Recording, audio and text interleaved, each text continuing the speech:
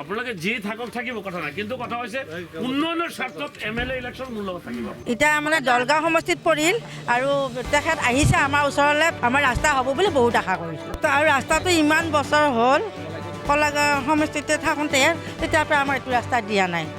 এতিয়া আমাৰ বহুত নথৈ আনন্দ আৰু আমাৰ এতিয়া মানে ৰাস্তা হ'ব বুলি এটা আশা থাকিল। যথেষ্ট আশা আছে আৰু ৰাস্তা হ'ব বুলিও আশা আছে আৰু আমাৰ লগতে আমাৰ গাঁৱত বহুতখিনি অৰুণোদয় কিছুমান বাকী ৰৈ গৈছে, সেইখিনি দুখীয়া মানুহ ভোটটো কিন্তু দিবই। আৰু আমাৰ ইয়াতে মানে এনেকুৱা এটা আছে মানে ধৰ আমি যাতে জিকাই নিব লাগে আৰু তেওঁৰ লগত থাকিব লাগে, আমাৰ এই আশা আছে। থাকিব আপোনালোকে যি থাকক থাকিব কথা নাই, কিন্তু কথা হৈছে উন্নয়নৰ স্বাৰ্থত MLA ইলেকশ্যন মোৰ লগত থাকিব। উন্নয়নৰ স্বাৰ্থত আপোনালোকে থাকিব নে এইটো কথা মোক ক'লে যাব